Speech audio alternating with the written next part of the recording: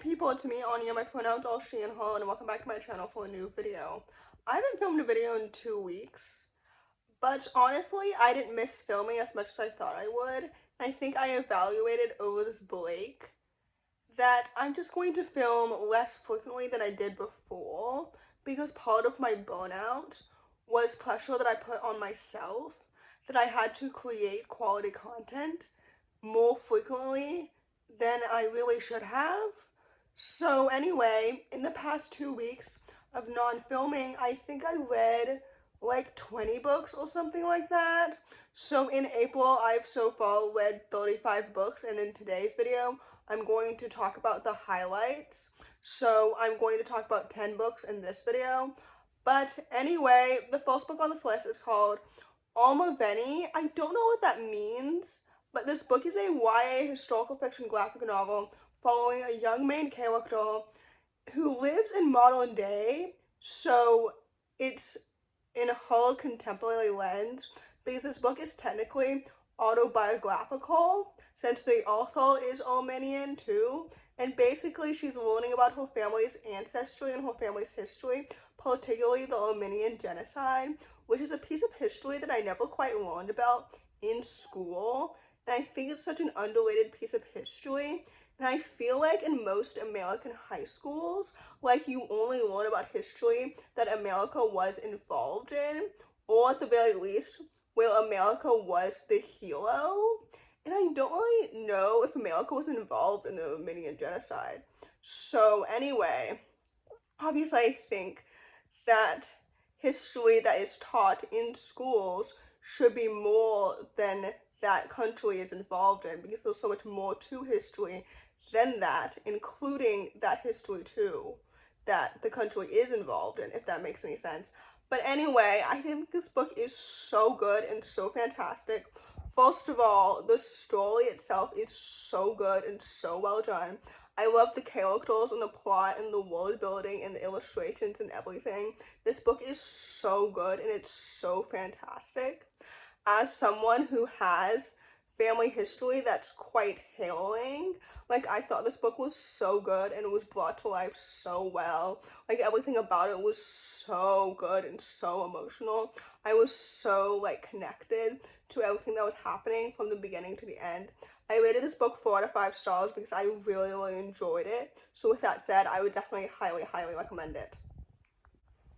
The next book on this list is called Lovely Recipe. This book is a YA contemporary graphic novel following two sapphic main characters who fall in love over food. And frankly, no pun intended, I ate it up. I think this book is so good and it's so cute, and it was exactly what I wanted to read. Like, it's a cute, wholesome, sapphic rom-com, and the illustrations are so pretty and so well done.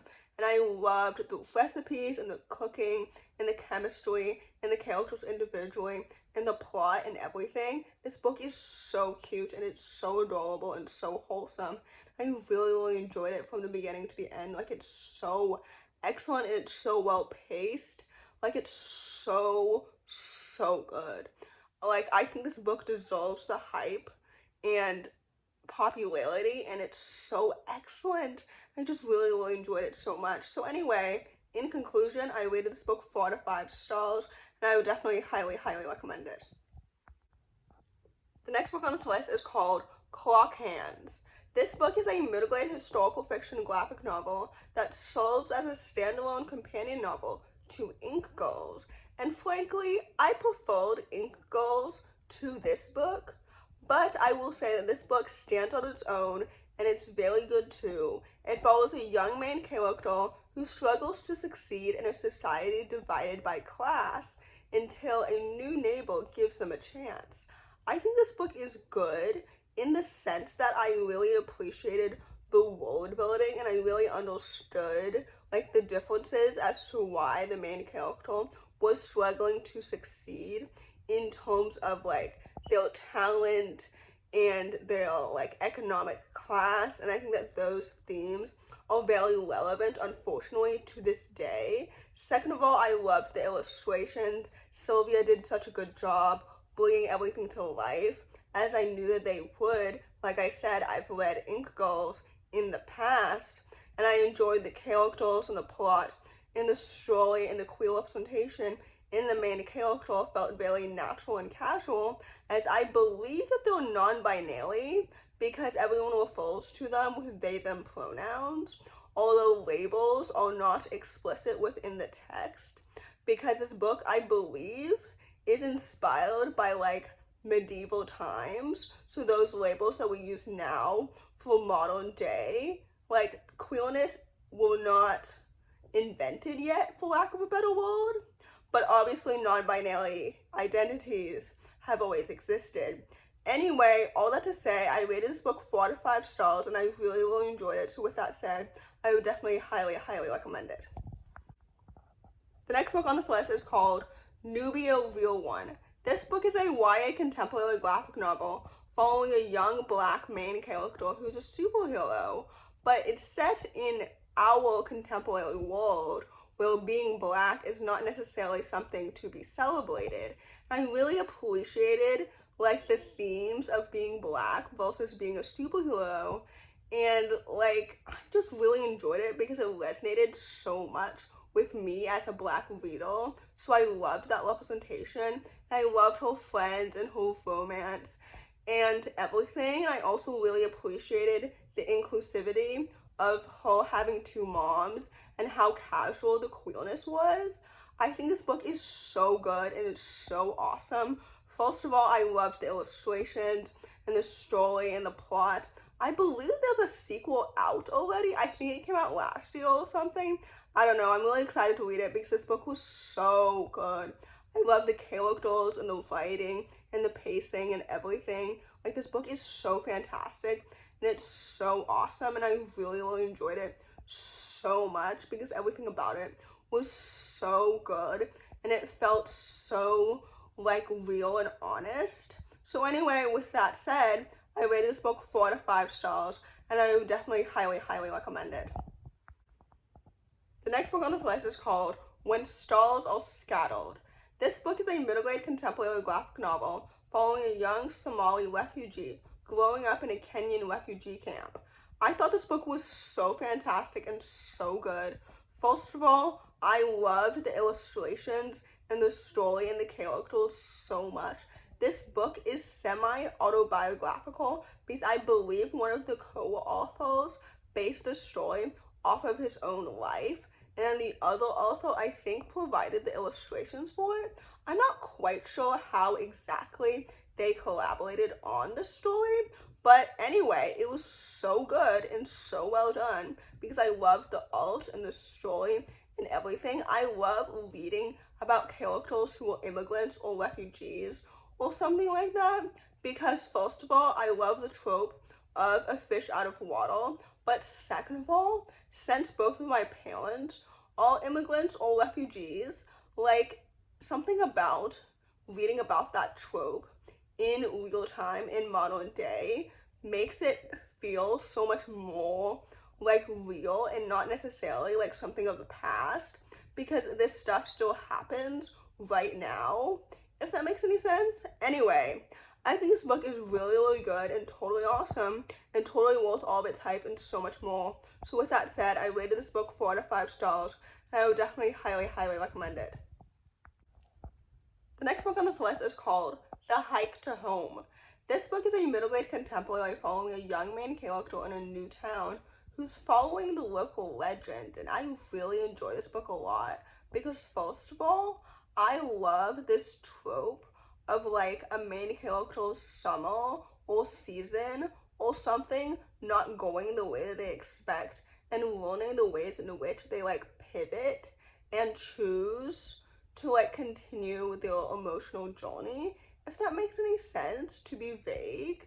Like, this story was so good, and I love the plot and the family dynamics and the characters and the friendships and the town itself and everything. Like, I was so intrigued and interested every single step of the way, and I loved it so much. I was sucked into this book from the very beginning until the end, and every single step of the way felt like such a fun adventure because I was so invested in the characters, in the story, and everything. I had never read anything before by this author, so I had no idea what to expect, like the main character herself. And I think this book is so excellent and so good. So anyway, with that said, I rated this book 4 out of 5 stars, and I would definitely highly, highly recommend it. The next book on this list is called Magicalia. This book is a middle-grade fantasy, and it follows a young main character who's rescuing her scientist dad in a magical world where emotions create magical animals. And it's a magical world that she has just now been introduced to. And I think this book is so fascinating and it's so good. I haven't read a really good middle grade fantasy in a really long time, frankly, because I'm such a picky reader, and sometimes when I start a fantasy book, especially if it's middle grade, the characters feel too young and too juvenile for me to really resonate with them, which is understandable because I'm not 12 years old anymore.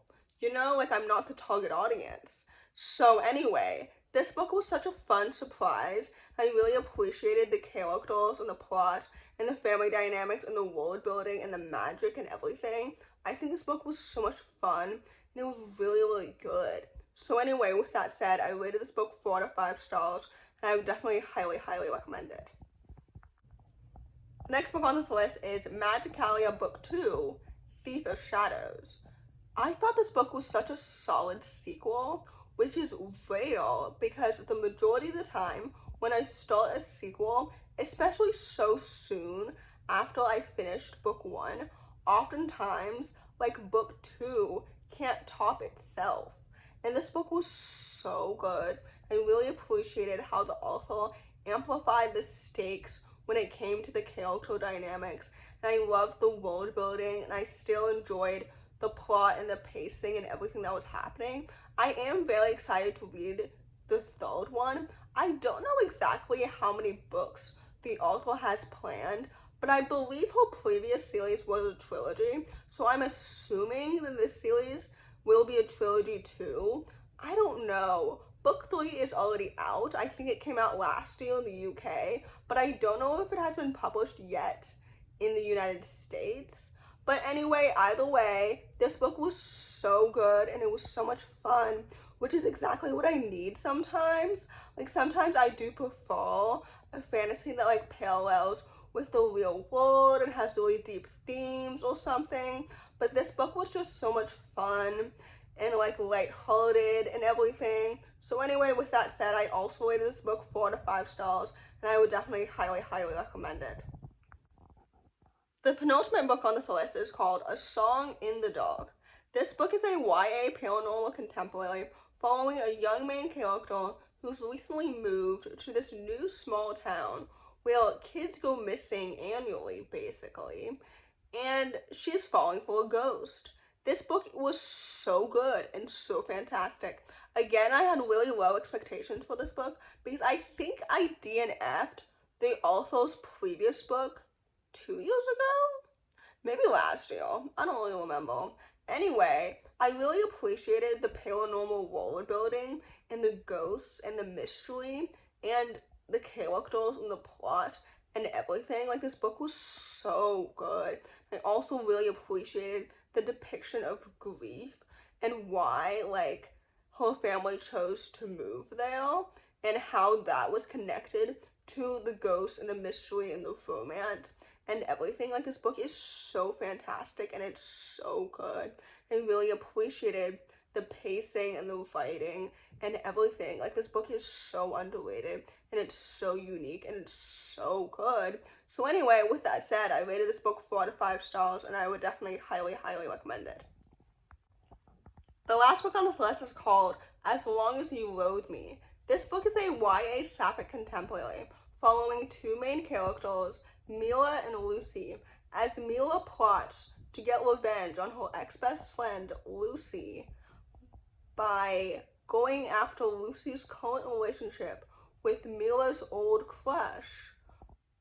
If that makes any sense, I hope it does, because I've tried filming this segment multiple times, but basically, Lucy is currently dating someone whom Myra used to crush on, and Myra just wants to get revenge, and Myra and Lucy all former best friends, and I think this book was really good in the sense that I grew to love the sapphic romance over time, and Lucy is such a compelling character that she really won me over from the very, very beginning. Myra, on the other hand, like, grew on me, and I loved the casual representation of her Indian family and her bisexuality and Lucy's pansexuality, and I loved, like, their friends and their family and their individual characters and everything, especially Lucy's relationship with her parents felt so transparent and so good.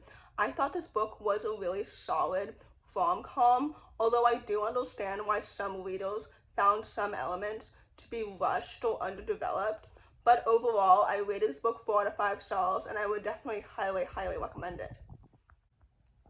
So in conclusion, in the past, I definitely would have split this into 2 videos and not have made such a longer video, but frankly, I wanted to film it all in one go, so here I am. Anyway, moving forward, I'm not quite sure if my content will really change from a viewer's perspective after this fortnight break, but you know, I will be filming less, but I don't know if that will really show from a viewer's perspective necessarily. So anyway, in conclusion, if you enjoy this video, please don't hesitate to give it a big thumbs up. I really have high hopes for my May reading month, since I will be visiting the library more often, in person I mean. So anyway, in conclusion, if you enjoy this video, please don't hesitate to give it a big thumbs up. Comment down below the sunflower emoji if you made it all the way to the end of the video. Thanks for watching. Subscribe to my channel if you're new, and I'll see you in my next video. Bye!